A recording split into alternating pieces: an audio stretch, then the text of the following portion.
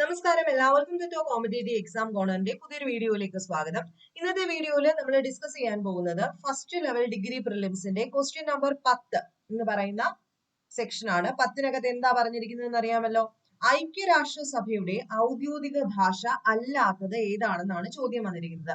അപ്പൊ ഐക്യരാഷ്ട്ര സഭയുടെ ഔദ്യോഗിക ഭാഷകൾ ഏതൊക്കെയാണ്? എത്ര ഔദ്യോഗിക ഭാഷയാണുള്ളത്? 6 എണ്ണമാണുള്ളത്. ആരൊക്കെയാണ്? ഫ്രഞ്ച് ഉള്ളതാണേ. ഫ്രഞ്ച് ഉണ്ട്, റഷ്യൻ ഉണ്ട്, ഇതിനകത്ത് റഷ്യൻ ഇല്ല, റഷ്യൻ ഉണ്ട്, അതുപോലെ തന്നെ ഇംഗ്ലീഷ് ഉണ്ട് കേട്ടോ. ഇംഗ്ലീഷ് ഔദ്യോഗിക ഭാഷയാണ്. അതുപോലെ സ്പാനിഷ് എന്ന് പറയുന്നത് അതിവിടെ ഉണ്ട്. സ്പാനിഷ് ഉണ്ട്, ചൈനീസ് ഉണ്ട്, അറബിക് ഉണ്ട്. ഓക്കെ, ചൈനീസ് ഉണ്ട്, അറബിക് ഉണ്ട്. അപ്പൊ ഇതിനകത്ത് ഏതൊക്കെയാണ് നമുക്ക് തന്നിരിക്കുന്ന ഓപ്ഷനകത്തുള്ളത്? സ്പാനിഷ് ഉണ്ട്, അറബിക് ഉണ്ട്, ഫ്രഞ്ച് ഉണ്ട്, പോർച്ചുഗീസ് ഇല്ല. അപ്പൊ ഓപ്ഷൻ ഡി ആണ് ഇവിടെ ആൻസർ ആയിട്ട് വരുന്നത്. വേറെ ഏതൊക്കെയാണ് ഭാഷ? French, Russian, English, Spanish, Chinese, Arabic. അങ്ങനെ 6 ഭാഷകളാണ് ഐക്യരാഷ്ട്ര സഭയുടെ ഔദ്യോഗിക ഭാഷ എന്ന് പറയുന്നത്. ഇനി ചോദിക്കുകയാണ്, ഐക്യരാഷ്ട്രസഭയുടെ ദൈനംദിന കാര്യങ്ങൾക്കായി ഉപയോഗിക്കുന്ന 2 ഭാഷകൾ ഏതൊക്കെയാണ്? ഡെയിലി ആക്ടിവിറ്റീസിന് അവർ ഉപയോഗിക്കുന്ന 2 ഭാഷകളാണ്. ഒന്ന് ഇംഗ്ലീഷും മറ്റൊന്ന് ഫ്രഞ്ചും. ഈ 2 ഭാഷകളാണ് അവരവരുടെ ദൈനംദിന കാര്യങ്ങൾക്കായിട്ട് ഉപയോഗിക്കുന്നത്. അപ്പൊ 6 ഔദ്യോഗിക ഭാഷകൾ ഏതൊക്കെയാണ്? ഒന്നുകൂടെ പറയാം. French, Russian, English, Spanish, Chinese, Arabic. അതുപോലെ ഔദ്യോഗിക ഭാഷ ഇത്രയും ഉണ്ടെങ്കിലും അവരുടെ ഡെയിലി ആക്ടിവിറ്റീസിന് അവർ ഉപയോഗിക്കുന്ന 2 ഭാഷകളാണ് ഇംഗ്ലീഷും ഫ്രഞ്ചും. ഇത് ഇത്രയും ഓർത്തു വെച്ചേക്കാം. പിന്നെ UN പൊതുസഭ 6ാമത്തെ ഔദ്യോഗിക ഭാഷയായിട്ട് അവസാനമായിട്ട്, ഔദ്യോഗിക ഭാഷയാണല്ലോ, ഏറ്റവും ലാസ്റ്റ് ആയിട്ട് ഉൾപ്പെടുത്തിയിരിക്കുന്നത് അറബിക്കിനെയാണ് കേട്ടോ. വർഷം ചോദിക്കാം. 1973 നമ്മുടെ അറബിക് എന്ന് പറയുന്ന ഭാഷയെ ഔദ്യോഗിക ഭാഷയിലേക്ക് ഉൾപ്പെടുത്തിയിരിക്കുന്നത്. അപ്പൊ ഇത്രയും കാര്യങ്ങൾ ഭാഷയുമായിട്ട് റിലേറ്റ് ചെയ്ത് പഠിച്ചു വെക്കുക. ഇനി നമുക്ക് അറിയേണ്ടത് ഐക്യരാഷ്ട്രസഭയെ പറ്റിയിട്ട് ഞാൻ ഓടിച്ചിട്ടൊന്ന് പറയാം. ഐക്യരാഷ്ട്രസഭയെ പറ്റി പറയുന്നതിന് മുമ്പായിട്ട് നിങ്ങൾക്ക് എല്ലാവർക്കും അറിയാം ലീഗ് ഓഫ് നേഷനെ പറ്റിയിട്ട് നമുക്കൊന്ന് അറിഞ്ഞിരിക്കണം അല്ലെ. ലീഗ് ഓഫ് നേഷൻ എന്ന് പറയുന്നത് ആരാണ്? ഐക്യരാഷ്ട്രസഭയുടെ മുൻഗാമി എന്നറിയപ്പെടുന്നതാണ് ലീഗ് ഓഫ് നേഷൻ അഥവാ സർവ്വരാജ്യ സഖ്യം അല്ലെ. അതിന്റെ പേരെന്താണ്? സർവ്വരാജ്യ സഖ്യം അഥവാ ലീഗ് ഓഫ് നേഷൻ. ഇതെന്തിന്റെ മുൻഗാമിയായിരുന്നു? ഐക്യരാഷ്ട്രസഭയുടെ മുൻഗാമിയായിരുന്നു. അപ്പൊ 1-ാം ലോക മഹായുദ്ധം നമുക്കറിയാം. 1-ാം ലോക മഹായുദ്ധം അവസാനിക്കാൻ കാരണമായ ഒരു ഉടമ്പടിയുടെ പേരെന്താ? വേഴ്സായ് ഉടമ്പടി എന്ന് പറയും അല്ലെ. വേഴ്സായ് ഉടമ്പടി പ്രകാരമാണ് 1-ാം ലോക മഹായുദ്ധം അവസാനിച്ചത്. വർഷം 1919 അപ്പം വേഴ്സായ് ഉടമ്പടിയുടെ ഫലമായിട്ട് രൂപീകൃതമായ ഒരു സംഘടനയായിരുന്നു സർവ്വരാജ്യ സഖ്യം അഥവാ ലീഗ് ഓഫ് നേഷൻ. ഓക്കെ ആണല്ലോ. വേഴ്സായ് ഉടമ്പടി 1919 പ്രകാരം രൂപീകൃതമായ സംഘടനയാണ് സർവ്വരാജ്യ സഖ്യം അഥവാ ലീഗ് ഓഫ് നേഷൻ. ഈ ആശയം മുന്നോട്ട് വെച്ച വ്യക്തി ആരായിരുന്നു? വുഡ്രോ വിൽസൺ ആണ് ഇത് മുന്നോട്ട് വെച്ചത്. വുഡ്രോ വിൽസൺ ആണ് എന്ത് മുന്നോട്ട് വെച്ചത്? ലീഗ് ഓഫ് നേഷൻ എന്ന് പറയുന്ന ഒരു ആശയം മുന്നോട്ട് വെച്ചത്. അങ്ങനെ സർവ്വരാജ്യ സഖ്യത്തിന്റെ ആദ്യത്തെ പൊതുസമ്മേളനം നടന്നത് 1920 ജനുവരി മാസം 16-ാം തീയതിയാണ്. രൂപീകൃതമായ വർഷവും 1920 തന്നെയാണ്.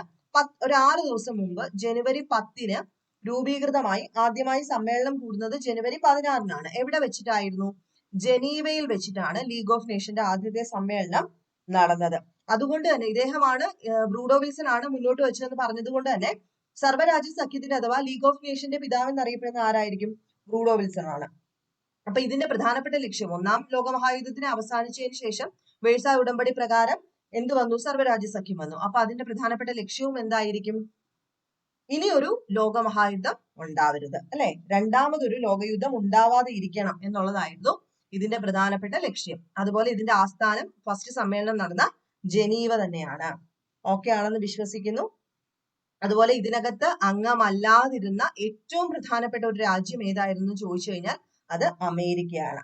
ഓക്കെ, അപ്പം ഐക്യരാഷ്ട്രസഭ വരുന്നതിന് മുൻപായിട്ട് അല്ലെങ്കിൽ അതിന്റെ ഒരു മുൻഗാമി എന്നറിയപ്പെടുന്നത് നമ്മുടെ സർവ്വരാജ്യ സഖ്യമാണ്. ഇനി സർവ്വരാജ്യ സഖ്യം വിജയിച്ചെങ്കിൽ ഐക്യരാഷ്ട്രസഭ വരേണ്ട കാര്യമില്ലല്ലോ. അപ്പൊ സർവ്വരാജ്യ സഖ്യം പരാജയപ്പെടാനുണ്ടായ കാരണങ്ങൾ എന്തൊക്കെയായിരുന്നു?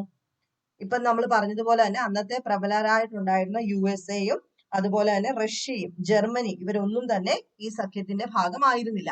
അപ്പൊ ഇവരൊക്കെ വെളിയിൽ നിൽക്കുമ്പോൾ ഈ രണ്ടാമതൊരു ലോകയുദ്ധം ഉണ്ടാവത്തില്ല എന്നുള്ള രീതിയിലുള്ള ഒരു ഉടമ്പടിയിൽ ഇവരില്ല. അതുകൊണ്ട് തന്നെ ഇവര് വെളിയിൽ നിൽക്കുകയാണ്. അതുപോലെ തന്നെ ഈ സഖ്യത്തിന്റെ തീരുമാനങ്ങൾ നടപ്പിലാക്കാനുള്ള ഒരു സൈന്യ ബലമൊന്നും അവിടെ ഉണ്ടായിരുന്നില്ല. ഓക്കെ ആണെന്ന് വിശ്വസിക്കുന്നു. ഇനി നമുക്ക് നമ്മുടെ ഐക്യരാഷ്ട്ര സഭയെ പറ്റിയിട്ട് ഡീറ്റെയിൽഡ് ആയിട്ട് നോക്കാം. നമുക്കറിയാം യുണൈറ്റഡ് നേഷൻ ഓർഗനൈസേഷൻ എന്നാണ് അറിയപ്പെടുന്നത്. ഈ ആശയം മുന്നോട്ട് വെച്ചത് ആരാണ്? യുണൈറ്റഡ് നേഷൻ എന്ന് പറയുന്ന ആശയം മുന്നോട്ട് വെച്ചത് ആരാണ്? ഫ്രാങ്ക്ലിൻ ഡി റൂസ്വെൽറ്റ് ആണ്. ആരാണ്? ഫ്രാങ്ക്ലിൻ ഡി റൂസ്വെൽറ്റ് ആണ് യുണൈറ്റഡ് നേഷൻ അഥവാ UNO എന്ന് പറയുന്ന ഐക്യരാഷ്ട്രസഭ എന്ന് പറയുന്ന ആശയം മുന്നോട്ട് വെച്ചത്. ഇതിന് കാരണമായ ഉടമ്പടിയുടെ പേരാണ് അറ്റ്ലാന്റിക് ഉടമ്പടി. അറ്റ്ലാന്റിക് ഉടമ്പടി പ്രകാരമാണ് UN നിലവിൽ വരുന്നത്. വർഷം എന്നാണ്? 1941. അതുപോലെ തന്നെ ഇതിനകത്ത് ഒപ്പുവെച്ച പ്രധാനപ്പെട്ട നേതാക്കൾ ആരൊക്കെയായിരുന്നു? ഫ്രാങ്ക്ലിൻ ഡി റൂസ്വെൽറ്റും വിൻസ്റ്റൺ ചർച്ചിലുമായിരുന്നു അറ്റ്ലാന്റിക് ഉടമ്പടിയിൽ ഒപ്പുവെച്ച പ്രമുഖരായിട്ടുള്ള 2 നേതാക്കൾ. അതുപോലെ ഈ ഒരു ഐക്യരാഷ്ട്ര സംഘടന എന്ന പേര് നിർദ്ദേശിച്ച വ്യക്തി ആരായിരുന്നു? ഫ്രാങ്ക്ലിൻ ഡി റൂസ്വെൽറ്റ് ആണ്. ഇദ്ദേഹമാണ് ആശയം മുന്നോട്ട് വെച്ചത്. പേര് മുന്നോട്ട് വെച്ചതും ആര് തന്നെയാണ്? ഫ്രാങ്ക്ലിൻ ഡി റൂസ്വെൽറ്റ് തന്നെയാണ്. അതുപോലെ ഇദ്ദേഹം ആരായിരുന്നു? 2ാം ലോക മഹായുദ്ധ കാലത്ത് ആരുടെ പ്രസിഡന്റ്? അമേരിക്കൻ പ്രസിഡന്റ് ആയിരുന്നു. അതുപോലെ ഐക്യരാഷ്ട്രസഭയുടെ സ്ഥാപക നേതാക്കൾ എന്ന് ചോദിക്കുകയാണെങ്കിൽ അവിടെയും വിൻസ്റ്റൺ ചർച്ചിലും റൂസ്വെൽറ്റും പ്ലസ് ഒരാളും കൂടെ ഉണ്ട്, സ്റ്റാലിൻ. ആ പേരും കൂടെ ഓർത്തു വെച്ചേക്കാം. 3 പേരായിരുന്നു. ഇനി അടുത്തത് നോക്കുക. ഇപ്പൊ നമ്മൾ ഓൾറെഡി പറഞ്ഞു അല്ലെ എത്ര ഔദ്യോഗിക ഭാഷയുണ്ടെന്നും അവസാനം വന്നത് അറബിക് ആണെന്നും 1973 വന്നു എന്നും ഒക്കെ പറഞ്ഞു. അതിന്റെ കൂട്ടത്തിൽ ഓർത്തു വെച്ചിരിക്കേണ്ട 1-2 കാര്യങ്ങളൂടെ ഉണ്ട്. അതെന്തൊക്കെയാണ്? UN ചാർട്ടർ എന്ന് പറയുന്ന ഒരു സംഭവമുണ്ട്. അതെന്താ? UN-ന്റെ ലക്ഷ്യങ്ങളും അംഗരാജ്യങ്ങളുടെ അവകാശങ്ങളും കടമകളും പ്രതിപാദിക്കുന്ന ഒരു ഔദ്യോഗിക രേഖയെ നമ്മൾ വിളിക്കുന്ന പേരാണ് UN ചാർട്ടർ എന്ന് വിളിക്കും, ചാർട്ടർ എന്ന് വിളിക്കും. അതിനകത്താണ് എല്ലാ ഡീറ്റെയിൽസും കൊടുത്തിട്ടുള്ളത്. അവരുടെ ലക്ഷ്യങ്ങള്, അവകാശങ്ങള്, അവരുടെ ഡ്യൂട്ടീസ് ഒക്കെ കൊടുത്തിരിക്കുന്നത്. അതുപോലെ ഇതിന്റെ രൂപം നൽകാനായിട്ട് ഒരു സമ്മേളനം നടന്നു. ആ സമ്മേളനത്തിന് എവിടെ വെച്ചിട്ടായിരുന്നു എന്ന് ചോദിക്കാം. വാഷിംഗ്ടൺ DC-യിൽ 1944 ഓക്കെ ആണല്ലോ. അതുപോലെ തന്നെ UN ചാർട്ടറിൽ ഒപ്പുവെച്ചത് എന്നാണ് എല്ലാ രാജ്യങ്ങളും? 1945 ജൂൺ മാസം 26-നാണ് ഈ ഒരു UN ചാർട്ടറിൽ 50 രാജ്യങ്ങളിലെ പ്രതിനിധികള് ഒപ്പുവെച്ചത്. എവിടെ വെച്ചാണ് ഇത് നടന്നത്? സാൻ ഫ്രാൻസിസ്കോയിൽ വെച്ചിട്ടായിരുന്നു. അതുപോലെ UN ആസ്ഥാന മന്ദിരം എവിടെയാണ്? ന്യൂയോർക്കിലാണ് കേട്ടോ.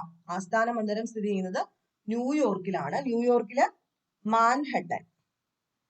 നെക്സ്റ്റ് ഓർത്തു വെക്കുക, ഐക്യരാഷ്ട്രസഭയുടെ യൂറോപ്യൻ ആസ്ഥാനം അതാണ് ജനീവ. നമ്മൾ പറഞ്ഞു സർവ്വരാജ്യ സഖ്യത്തിന്റെ ആസ്ഥാനം ജനീവയായിരുന്നു. എന്നാൽ UN-ന്റെ ആസ്ഥാന മന്ദിരം എവിടെയാണ്? ന്യൂയോർക്കിലാണ്. അതുപോലെ ഐക്യരാഷ്ട്രസഭയുടെ ആപ്തവാക്യം എന്താണ്? It's your world. എന്താണ്? ഇറ്റ്സ് യുവർ വേൾഡ് എന്നുള്ളതാണ് ഇതിന്റെ ആപ്തവാക്യം. ഇറ്റ്സ് യുവർ വേൾഡ്, ഇതാണ് ഇതിന്റെ ആപ്തവാക്യം. അല്ലെങ്കിൽ മലയാളം, ഇത് നിങ്ങളുടെ ലോകം. യൂറോപ്യൻ ആസ്ഥാനമാണ് ജനീവ എന്ന് പറയുന്നത്. അതുപോലെ ഓർത്തു വെച്ചേക്കുക, ഐക്യരാഷ്ട്രസഭയിൽ അംഗമല്ലാത്ത യൂറോപ്യൻ രാജ്യം ഏതാണ്? വത്തിക്കാനാണ്. വത്തിക്കാനാണ് യൂറോപ്യൻ രാജ്യം. അതുപോലെ UN-ൽ അംഗമായ 29th രാജ്യമാണ് നമ്മുടെ ഇന്ത്യ. UN-ൽ അംഗമായ 29ാമത്തെ രാജ്യമാണ് നമ്മുടെ ഇന്ത്യ എന്ന് പറയുന്നത്. ഓക്കെ ആണല്ലോ. പിന്നെ സ്ഥിരമായിട്ട് ചോദിക്കുന്നതാണ്, നിങ്ങൾക്ക് അറിയാവുന്ന പോയിന്റ് ആണ്, UN ഔപചാരികമായി നിലവിൽ വന്ന വർഷം എന്നാണ്? ഒക്ടോബർ മാസം 24, 1945 ഒക്ടോബർ 24-നാണ് ഔദ്യോഗികമായിട്ട് ഇത് നിലവിൽ വരുന്നത്. അതുപോലെ UN-ന്റെ ദിനമായിട്ട് ആചരിക്കുന്നത് ഒക്ടോബർ 24-ാം തീയതിയാണ്. ഐക്യരാഷ്ട്രസഭയുടെ പതാകയുടെ നിറം എന്താണ്? ഇളം നീല നിറമാണ്. UN മനുഷ്യാവകാശ ദിനമായിട്ട് ആചരിക്കുന്നത് ഡിസംബർ മാസം 10. ഇതൊക്കെ എല്ലാവർക്കും അറിയാം അല്ലെ? എല്ലാവർക്കും അറിയാം. 48 ഡിസംബർ 10-നാണ് ഐക്യരാഷ്ട്രസഭയുടെ മനുഷ്യാവകാശ പ്രഖ്യാപനം നടന്നത്. അതുകൊണ്ട് ഡിസംബർ 10 എന്ന് പറയുന്നത് UN മനുഷ്യാവകാശ ദിനമായിട്ട് ആചരിക്കുന്നു. ഇത്രയൊക്കെ പ്രധാനമായിട്ടുള്ള പോയിന്റ്സ് ആണ്. ഇതൊക്കെ എല്ലാവർക്കും അറിയാവുന്നതായിരിക്കും. ഇനി അടുത്തത് ഓർത്തു വെച്ചേക്കാം, നിലവില് ആരാണ് UN secretary general? Antonio Guterres ആണ് നിലവിൽ. അതുപോലെ ഐക്യരാഷ്ട്രസഭയില് ദക്ഷിണ സുഡാൻ അംഗമായ ഡേറ്റ് ഓർത്തു വെച്ചേക്കാം, 2011 ജൂലൈ മാസം 4-ാം തീയതിയാണ്. ഇനി പ്രധാനമായിട്ടും ഓർത്തു വെക്കേണ്ടത്, UNOയുടെ ഏറ്റവും വലിയ ഘടകം നമ്മൾ പലവട്ടം പറഞ്ഞിട്ടുണ്ട്, പൊതുസഭയാണ് അല്ലെ? ജനറൽ അസംബ്ലി, പൊതുസഭയാണ് ഏറ്റവും വലിയ ഘടകം എന്ന് പറയുന്നത്. ലോക പാർലമെന്റ് എന്ന് വിശേഷണമുള്ള സഭയാണ് പൊതുസഭ എന്ന് പറയുന്നത്. പൊതുസഭയുടെ ആസ്ഥാനവും എവിടെ തന്നെയാണ്? ന്യൂയോർക്ക് ആണ്. അതുപോലെ പുതിയ രാഷ്ട്രങ്ങൾക്ക് അംഗത്വം നൽകുന്നതും ഒക്കെ ആരാണ്? ഈ പൊതുസഭയാണ്. പൊതുസഭയിലേക്ക് അയക്കാവുന്ന പ്രതിനിധികളുടെ എണ്ണമുണ്ട് ഓരോ രാജ്യത്തിനും. അത് എത്രയാണ്? മാക്സിമം 5 ആണ്. അപ്പൊ ഇത്രയൊക്കെയാണ് പ്രധാനമായിട്ടും ഓർത്ത് വെക്കേണ്ടത്. അതുപോലെ രക്ഷാസമിതിയെ പറ്റിയിട്ട് ഓർത്ത് വെച്ചേക്കുക. രക്ഷാസമിതിയിൽ ടോട്ടൽ 15 അംഗങ്ങൾ വേണം. ഓക്കെ, 15 അംഗങ്ങളായിരിക്കും. രക്ഷാസമിതിയിൽ പ്രധാനമായിട്ടും 5 സ്ഥിരാംഗങ്ങളാണുള്ളത്. China, France, Russia, Britain, USA. ഇത്രയും ആൾക്കാരാണ് രക്ഷാസമിതിയിലെ സ്ഥിരാംഗങ്ങൾ എന്ന് പറയുന്നത്. ഈ സ്ഥിരാംഗങ്ങൾക്ക് പ്രത്യേകമായിട്ടുള്ള ഒരു പവർ ഉണ്ട്. അതിനെ വിളിക്കുന്ന പേരാണ് വീറ്റോ പവർ, അല്ലെ? വീറ്റോ പവർ എന്ന് പറയും. അവർക്ക് സ്ഥിരാംഗങ്ങൾ എത്ര പേരാണ്? 5 ആൾക്കാരുണ്ട്. ഇവർക്ക് പ്രത്യേകിച്ച് ഒരു അധികാരമുണ്ട്. ആ പവറിനെ വിളിക്കുന്ന പേരാണ് വീറ്റോ പവർ. അതുപോലെ 2011 UN രക്ഷാസമിതിയിലെ താൽക്കാലിക അംഗമായ ഏഷ്യൻ രാജ്യം ഏതാണ്? നമ്മുടെ ഇന്ത്യയാണ് കേട്ടോ. എന്നാണ് 2011 നമ്മൾ താൽക്കാലികമായിട്ട് രക്ഷാസമിതിയിൽ അംഗമായിരുന്നു. അതാരാണ്? ഇന്ത്യയാണ്. അതുകൂടെ ഓർത്തു വെച്ചേക്കുക. അപ്പം ഇത്രയൊക്കെ കാര്യങ്ങളാണ് പ്രധാനമായിട്ടും പറയാനുള്ളത്. ബാക്കിയൊക്കെ നമ്മൾ പലവട്ടമായിട്ട് പറഞ്ഞതാണ്. എല്ലാം കൂടെ പറയാനൊന്നും നിലവിൽ നേരമില്ലാത്തത് കൊണ്ട് ഇത്രയും പറഞ്ഞു നിർത്തുകയാണ്. നമ്മൾ ഐക്യരാഷ്ട്രസഭയൊക്കെ നിങ്ങൾ കൃത്യമായിട്ട് നോക്കിയിട്ട് പോവുക. അതുപോലെ തന്നെ നിങ്ങൾ നോക്കേണ്ട ഒരു ഇമ്പോർട്ടന്റ് ആയിട്ടുള്ള ഒരു സെക്ഷനാണ് നമ്മുടെ 2ാം ലോകമഹായുദ്ധവുമായിട്ട് ബന്ധപ്പെട്ട കാര്യങ്ങളും അതുപോലെ തന്നെ ഇമ്പോർട്ടന്റ് ആണ് UN-ന്റെ ഏജൻസികളുണ്ടല്ലോ, അന്താരാഷ്ട്ര സംഘടനകൾ. അതിനകത്ത് കൃത്യമായിട്ട് നോക്കിയിട്ട് പോകേണ്ട കുറച്ച് കാര്യങ്ങളാണ്. നമ്മുടെ UN ഐക്യരാഷ്ട്ര ശിശുക്ഷേമ സമിതി ആയിക്കോട്ടെ, ലോക ബാങ്ക് ആയിക്കോട്ടെ, IMF ആയിക്കോട്ടെ, ഇതൊക്കെ സ്ഥിരമായിട്ട് ചോദിക്കാറുണ്ട്. നമുക്ക് വേഗത്തിൽ IMF-ഉം ഈ ഒരു ലോക ബാങ്കും ഒന്ന് വേഗത്തിൽ നോക്കാൻ വേണമെങ്കിൽ IMF നിങ്ങൾക്ക് അറിയാമായിരിക്കും. IMF സ്ഥാപിതമായ വർഷം, IMF അഥവാ ഇന്റർനാഷണൽ മോണിറ്ററി ഫണ്ട് സ്ഥാപിതമായത് 1945 ഡിസംബർ മാസം 27-നാണ്. പ്രവർത്തനം ആരംഭിച്ചത് 1947 മാർച്ച് മാസം 1-ാം തീയതി. Monetary fund. ഓക്കെ. അതുപോലെ അംഗസംഖ്യ 190 ആണ്. IMF-ലെ അംഗസംഖ്യ 190 ആണ്. ഇതിന്റെ ആസ്ഥാനം വാഷിംഗ്ടൺ DC ആണ്. ഓക്കെ, ഇത്രയെങ്കിലും ഓർത്തു വെച്ചേക്കുക. പിന്നെ വേൾഡ് ബാങ്കിനെ പറ്റി പറയുമ്പോൾ വേൾഡ് ബാങ്ക് നിലവിൽ വന്നത് 45 ഡിസംബർ മാസം 27-ാം തീയതിയാണ്. ഇത് പ്രവർത്തനം ആരംഭിച്ചത് 46 ജൂൺ മാസം 25-നാണ്. അതുപോലെ ഇതിന്റെ ആസ്ഥാനവും എവിടെ തന്നെയാണ്? വാഷിംഗ്ടൺ DC തന്നെയാണ്. ലോകത്തിലെ ഏറ്റവും വലിയ ബാങ്കാണ്. അതുപോലെ ബ്രെറ്റൻ വുഡ് ഇരട്ടകൾ എന്നറിയപ്പെടുന്ന 2 ആൾക്കാരാണ് ഈ IMF-ഉം ലോക ബാങ്കും എന്ന് പറയുന്നത്. ഓക്കെ, ഇത്രയെങ്കിലും ഓർത്തു വെച്ചേക്കാം. എല്ലാം നോക്കാൻ സമയം കിട്ടിയില്ലെങ്കിൽ പോലും ഓർത്തു വെച്ചേക്കാം. പിന്നെ ലോക ബാങ്കിന് പ്രധാനമായിട്ടും 5 ഏജൻസികളുണ്ട്. ഏതൊക്കെയാ ഏജൻസി? ഒന്ന് അന്താരാഷ്ട്ര പുനർനിർമ്മാണ വികസന bank, international bank for reconstruction and development. 2 അന്താരാഷ്ട്ര വികസന സമിതി, ഇന്റർനാഷണൽ ഡെവലപ്മെന്റ് അസോസിയേഷൻ. 3 അന്താരാഷ്ട്ര ധനകാര്യ കോർപ്പറേഷൻ, ഇന്റർനാഷണൽ ഫിനാൻസ് കോർപ്പറേഷൻ. 4 ബഹുകക്ഷി നിക്ഷേപ guarantee agency, the multilateral investment guarantee agency. 5 അന്താരാഷ്ട്ര നിക്ഷേപ തർക്ക പരിഹാര കേന്ദ്രം, international centre for settlement of investment dispute. ഇത് ഇത്രയും 5 ഏജൻസികളാണ് ഇതിന്റെ. അപ്പൊ അതും കൂടെ നോക്കിയിട്ട് പോവുക.